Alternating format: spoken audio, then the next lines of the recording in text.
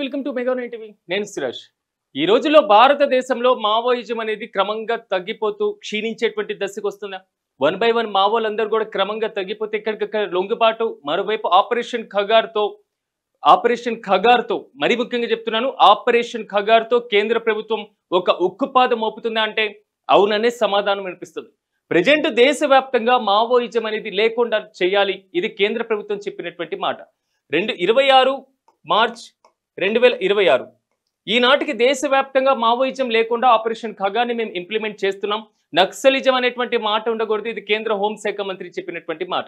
ఎందుకంత కఠినమైనటువంటి ఉక్కుపాదం మోపుతూ కేంద్ర ప్రభుత్వం కూడా తీసుకున్నటువంటి నిర్ణయం పట్ల కొన్ని కమ్యూనిస్టు పార్టీలు, కమ్యూనిస్టు సంఘాలు తప్ప ప్రజా వ్యతిరేకమైనటువంటి ఉద్యమాలు ఎక్కడ సాగడం లేదు ఒకప్పట్లాగా. అంటే ఒకప్పుడు మావోయిజానికి కంచుకోటగా, మరీ ముఖ్యంగా మావోయిజంలో అత్యంత కీలకంగా ఉండేటువంటి రాష్ట్రాలు, ఆ రాష్ట్రాల్లో ఉన్నటువంటి జిల్లాలు కూడా చాలా కీలకంగా ఉండేవి. ఒకసారి మనం గమనించినట్లయితే ఆల్మోస్ట్ ఛత్తీస్గఢ్ ప్రాంతం, ఆంధ్రప్రదేశ్ ప్రాంతం, అదేవిధంగా తెలంగాణ ప్రాంతం, మహారాష్ట్ర ప్రాంతాలు, ఈ 4 రాష్ట్రాలకి సంబంధించినటువంటి జిల్లాల్లోనే అత్యధికంగా మావోయిస్టులు ఉండేటువంటి పరిస్థితి ఉండేది.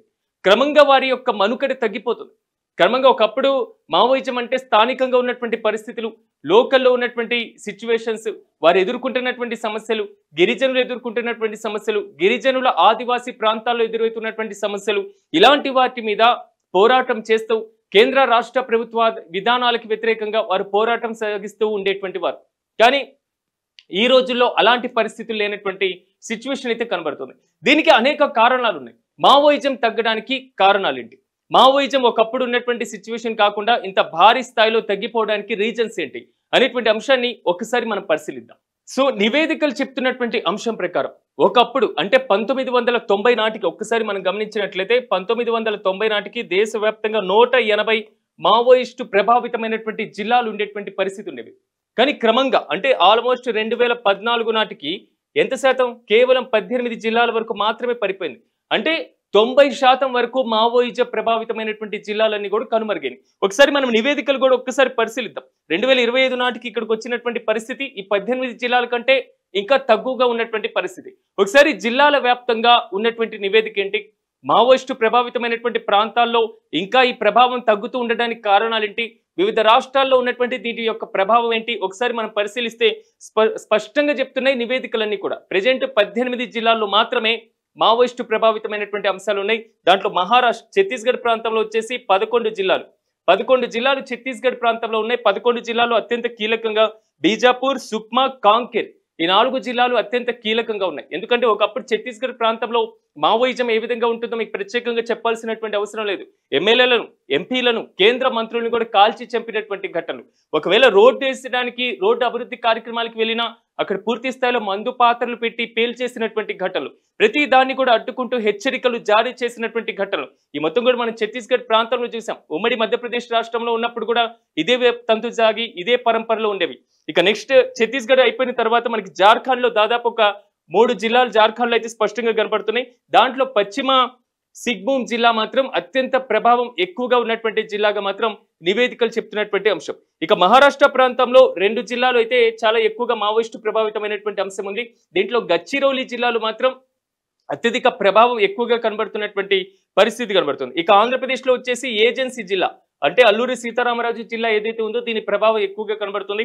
ఇక తెలంగాణ ప్రాంతానికి వచ్చేసి ములుగు జిల్లా, భద్రాద్రి కొత్తగూడెం జిల్లా, 2 జిల్లాల్లో ఇక్కడ ప్రభావం ఎక్కువగా కనబడుతున్నటువంటి పరిస్థితి. ఇక పూర్తి స్థాయిలో ఒకసారి మనం చూస్తే ఒరిస్సాలో మల్కన్గిరి, కంధమల్ జిల్లాలు, అదేవిధంగా మధ్యప్రదేశ్ లో వచ్చేసి బాలాఘాట్ జిల్లాలు, అంటే ఈ 18 జిల్లాలు కలిపితే ఒకసారి ఇప్పుడు మావోయిజం అనేది క్రమంగా తగ్గిపోతున్నటువంటి పరిస్థితి కనబడుతుంది. ఎందుకు మావోయిజం ఒకప్పుడు ఉన్నటువంటి పరిస్థితి కాకుండా ఇంత భారీ స్థాయిలో తగ్గడానికి అనేక కారణాలు ఏంటి అంటే నివేదికలు అలాంటి అంశాలు కూడా పక్కాగా చెప్తూ వచ్చినటువంటి పరిస్థితి. క్రమంగా తగ్గడానికి అనేక కారణాలు ఉన్నాయి. ఎందుకంటే మావోయిస్టుల్లో ఉన్నటువంటి చైతన్యం ఒకప్పుడు ఉన్నటువంటి పరిస్థితి ఇప్పుడు లేకపోవడం, ఇది ప్రధానమైనటువంటి ఒక కారణంగా పరిగణించబడుతుంది. 2 స్థానిక సమస్యలు ఎక్కువగా ఉండేటువంటి అవకాశం పాత కాలంలో ఉండేది. ఇప్పుడు స్థానిక సమస్యలు అనేవి క్రమంగా తగ్గిపోతున్నాయి. అభివృద్ధి కార్యక్రమాలతో, సంక్షేమ కార్యక్రమాలతో ప్రజలందరూ కూడా పూర్తి స్థాయిలో మమేకం అవుతున్నారు. ప్రభుత్వాలు కల్పించినటువంటి అనేక కార్యక్రమాలు వారు కూడా భాగస్వామ్యం అవుతూ ఉన్నారు. ఇలాంటి కారణాల వల్ల ఇప్పటికి కూడా ఉద్యమాలు, ఇప్పటికి కూడా విప్లవాలు, ఇప్పటికి కూడా చైతన్యం, ఇప్పటికి కూడా పోరాటాలు చేయాలి అనేటువంటి ఆలోచన ప్రజల్లో ఎక్కడ ఉండేటువంటి అవకాశం లేదు. ఇది తగ్గడం కూడా మావోయిజం తగ్గడానికి ఒక ప్రధానమైనటువంటి కారణం. రెండోది, అటవీ ప్రాంతాల్లో ఉన్నటువంటి మావోయిస్టులందరూ కూడా పూర్తి స్థాయిలో వారిలో సఖ్యత లేకపోవడం, ఐక్యత లేకపోవడం, వారిలో ఉన్నటువంటి నాయకత్వం పట్ల వారికి ఆసక్తి లేకపోవడం, ఇలాంటి కారణాల వల్ల కూడా వారి క్రమంగా తగ్గిపోతూ ఉన్నటువంటి సిచ్యువేషన్ అయితే కనబడుతుంది. అట్ ద సేమ్ టైం ఒకప్పుడు ఉన్నటువంటి భూ విధానాలు, భూ సంస్కరణ అనేటువంటి అనేక కార్యక్రమాలు ఉండేవి. సో ఆ కార్యక్రమాలు ప్రెజెంటే లేవు. వాటికి సంబంధించినటువంటి విధానాల్లో ఇప్పుడు తండాల్లో కానివ్వండి, ఆదివాసీ ప్రాంతాల్లో కానివ్వండి, గిరిజన ప్రాంతాల్లో కానివ్వండి రోడ్లు వేస్తున్నాయి. అదేవిధంగా ఇంటర్నెట్ సౌకర్యం వచ్చింది. ప్రతి ఆదివాసీ చేతిలో కూడా మొబైల్ సౌకర్యం వస్తుంది.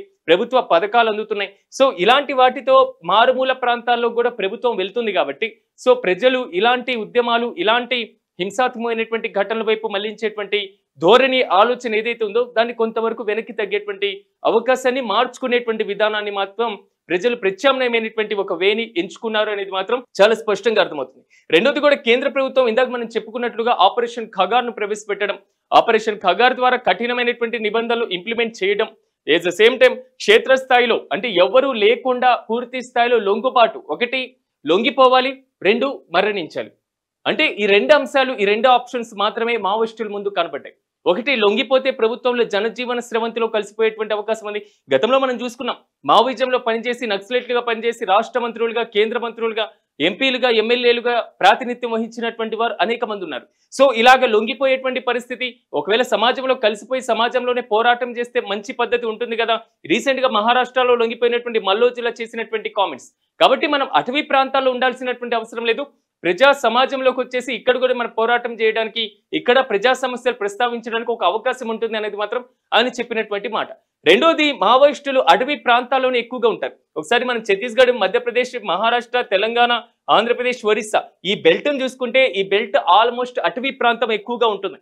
దేశవ్యాప్తంగా ఉన్నటువంటి అటవీ ప్రాంతాల్లో ఎక్కువగా ఉండేటువంటి అవకాశం ఉంది. కాబట్టి ఇప్పుడు ఈ ప్రాంతాల్లో అడవుల్లో ఉన్నటువంటి మావోయిస్టులకి సరైనటువంటి వసతులు దొరక్కపోవడం, ఒకప్పుడంటే గిరిజన, ఆదివాసీ ప్రాంతాల్లో ఉంటే మీ యొక్క పోరాటాలు చేస్తున్నాం, మీ యొక్క సమస్యలు ప్రస్తావిస్తున్నామంటే ఆ ప్రజలందరూ కూడా సహకరించేవారు. మావోయిస్టులు మన పక్కనే ఉండి ప్రయాణం చేస్తున్నారా, మనతోనే పూర్తి స్థాయిలో ఉంటున్నారా, అసలు మనతో ఉంటున్నటువంటి పక్కవారు మావోయిస్టులా కాదా, ఇలాంటి పరిస్థితులు కూడా తెలిసేటువంటి అవకాశాలు ఉండేవి కావు. కానీ ఇప్పుడు వాళ్ళందరిలో చైతన్యం వచ్చింది. అక్కడ ఉన్నటువంటి లోకల్ ప్రజలు సహకరించకపోవడం, సో కాబట్టి వీరికి అవసరమైనటువంటి సదుపాయాలు అందకపోవడం, సో ఆయుధాలు ఇవి మొత్తం కూడా పాతకాలం పడిపోవడం, అట్ ద సేమ్ టైం అటవీ ప్రాంతాల్లోనే ఉండి అక్కడ ఉండి ఆకలితో చనిపోలేక, వారి అవసరాలు తీర్చుకోలేక సో ప్రజాక్షేత్రంలోకి వచ్చి లొంగిపోయేటువంటి పరిస్థితులు కూడా కనబడుతున్నాయి. అంటే ఇక్కడ కనబడుతున్నటువంటి ఇష్యూ ఏంటంటే, రీసెంట్ గా విజయవాడ ప్రాంతంలో మావోయిజం కొంతవరకు కలకలం రేపింది. సో మనం ఈ రోజు హైదరాబాద్ లో ప్రాంతంలో పూర్తి స్థాయిలో మావోయిస్టుల లొంగిపాటు, రీసెంట్ గా మహారాష్ట్ర ప్రాంతంలో ప్రభుత్వం, ముఖ్యమంత్రి దేవేంద్ర ఫడ్నవీస్ నాయకత్వంలో అక్కడ కూడా లొంగిపోయినటువంటి పరిస్థితి. ఛత్తీస్గఢ్ ప్రాంతంలో కూడా సేమ్ ఇన్సిడెంట్, ముఖ్యమంత్రి నాయకత్వంలో ఇక్కడ కూడా మావోయిస్టులు లొంగిపోయారు.